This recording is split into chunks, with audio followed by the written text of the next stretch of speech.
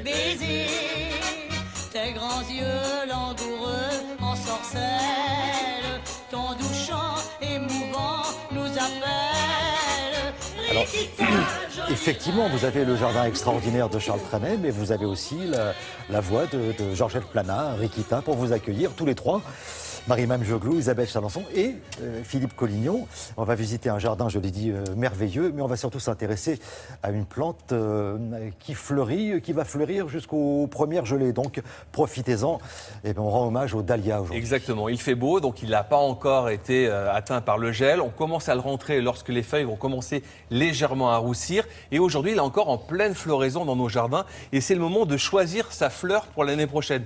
Il va bientôt disparaître. Il a un tubercule, donc le tubercule, vous allez le rentrer évidemment pour pas qu'il gèle, mais vous allez conserver ce tubercule au chaud et l'année suivante, vous allez le remettre en végétation à partir du mois d'avril, mai, ça dépend des régions, ça dépend de la fraîcheur de votre région. Généralement, fin avril, c'est parfait. Donc là, on est allé à Montlouis-sur-Loire, c'est près de Tours, voir ce conservatoire de dahlia qui offre à peu près plus de 200 espèces de cette plante magnifique qui revient vraiment à la mode parce qu'il avait été mis un peu de côté, c'était un peu ringard, un peu désuet. Et aujourd'hui, vous allez voir, il y a des variétés totalement design, formidables. Regardez.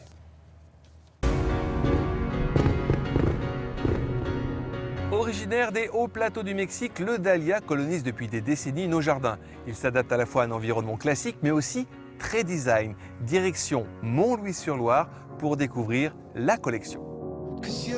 Bulbe à succès, le dahlia est une plante à la fois décorative et comestible. Il décore le jardin de ses fleurs aux 1000 couleurs et aux formes diverses. Tour d'horizon. À l'origine, le dahlia est très grand, c'est-à-dire qu'il peut monter jusqu'à 4,50 m.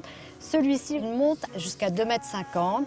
Donc il a une fleur qui correspond vraiment à la fleur du dahlia. C'est une astéracée, une marguerite. Des têtes géantes parfois. Exactement, celle-ci doit faire à peu près 20 à 25 cm. C'est le dahlia Rika avec les pétales qui sont d'abord roses et qui terminent vers le blanc. Ça peut faire des bouquets absolument superbes. Ça tient longtemps. Et ça tient très longtemps. On touche de près la série noire là, avec ces dahlias, Martine. Oui, il y a toute une série. Alors là, c'est Prince Noir. Et puis après, il y a Chat Noir, il y a Arica, il y a de très très belles variétés. Et il n'existe pas de dahlia bleu. Il y a des dahlias du blanc jusqu'au noir. Et celui-ci donc arrive à être presque noir.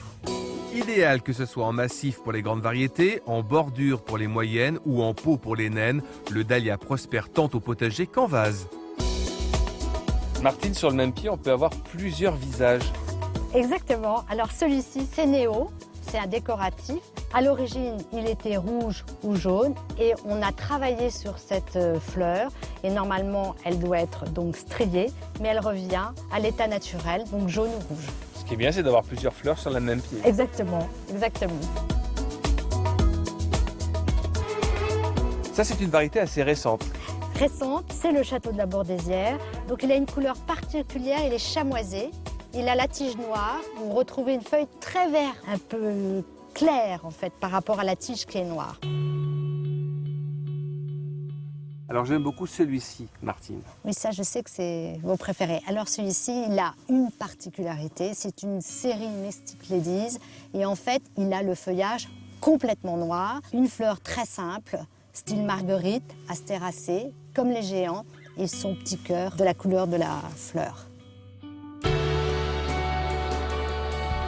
Martine, on a retrouvé le papa et la maman de tous les dahlias qui sont là. Voilà, celui-ci c'est l'Imperialis. C'est un dahlia qui arrive directement du Guatemala, qui vient des hauts plateaux.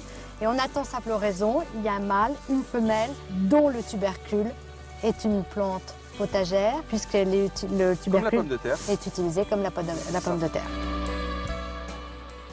Voilà, tous ces dahlias, vous pourrez les conserver et dessiner le jardin de vos rêves pour les mois qui viennent. Hein. Exactement, on peut même les consommer parce qu'il a été classé comme légume depuis 1817.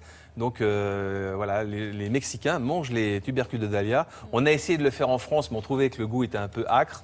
Ça a un goût de patate douce, d'artichaut, mais c'est assez bon, on peut les consommer. Et c'est maintenant, évidemment, qu'on choisit ces futurs dahlias pour l'année prochaine. On choisit sa fleur pour pouvoir avoir le tubercule idéal l'année prochaine. Merci beaucoup Philippe. Tous les renseignements évidemment sur le site de Télématin, sur les réseaux. Et maintenant on va découvrir quelqu'un. Alors en général, Marie-Mame Jogou nous présente des stars lointaines, pas forcément connues.